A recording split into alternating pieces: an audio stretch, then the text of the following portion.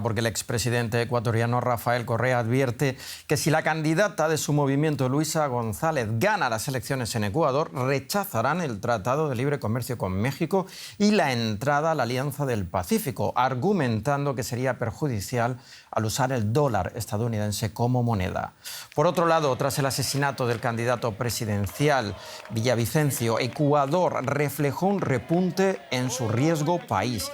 La prima de riesgo asociada a los bonos de 10 años aumentó 58 puntos en los últimos 3 meses. Este indicador convierte a Ecuador en la segunda economía del continente con mayor riesgo país, por encima incluso de Venezuela y El Salvador.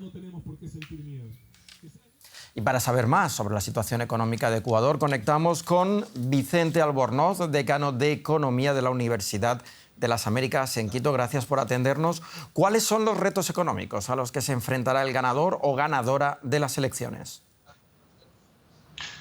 El ganador o ganadora de las próximas elecciones, de las elecciones de este domingo, tendrá que enfrentar dos tipos de retos económicos. Por un lado, problemas estructurales y por otro lado, temas fiscales.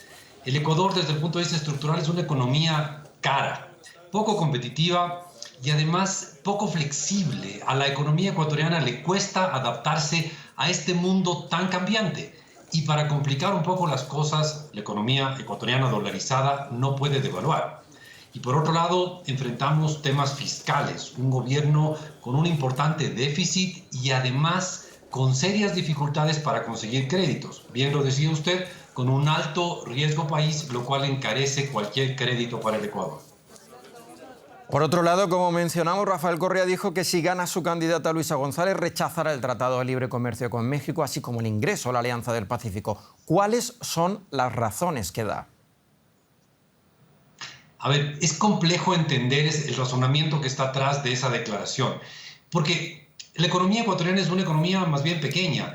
El PIB de Ecuador equivale a 1/1000 del PIB del planeta. Entonces, nuestra única oportunidad de crecer es hacia afuera, llegando a los grandes mercados del mundo. Pero si una economía tan grande como Alemania busca integrarse en el mundo, es absurdo que una economía como la del Ecuador no lo haga siendo pequeña.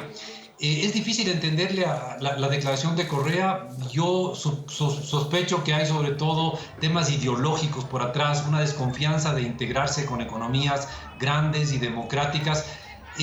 Pero no, recordemos que cuando él fue presidente sí se hizo algunas cosas para acercarse a economías como la venezolana o la iraní, las cuales no son ni grandes ni democráticas. Vicente Albornoz, muchísimas gracias por estas informaciones. Un gusto. En un camión ataviado con figuras de un cóndor, un guacamayo y una boa, activistas y comunidades indígenas recorren provincias de Ecuador para promover el sí en la consulta popular del Yasuní. El referéndum busca decidir sobre la extracción de petróleo en la reserva de la biosfera. Esta consulta se realizará tras la reciente cumbre amazónica que se celebró en Brasil. Indígenas y activistas dirigieron una caravana a través de varias provincias de Ecuador para promover el sí en una consulta popular que busca frenar la explotación petrolera en el Yasuní, una rica reserva natural.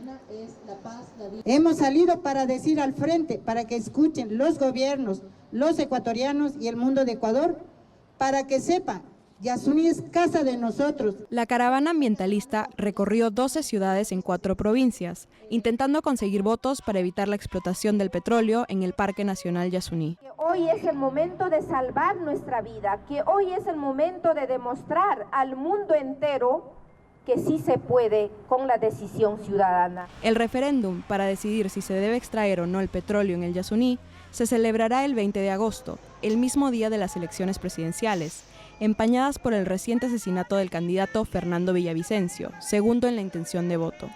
Los ecuatorianos estamos consternados por la situación del país y queremos paz en este país, pero también pedimos paz en la selva. Pedimos paz en la selva para los niños, para las mujeres que habitan ahí y que están ahorita sufriendo con los impactos de la industria petrolera. La consulta popular ha dividido a la población ecuatoriana. De un lado están las comunidades indígenas que rechazan la actividad petrolera, alegando contaminación por derrames de crudo, y del otro los ciudadanos que ven en la industria fuentes de trabajo y progreso.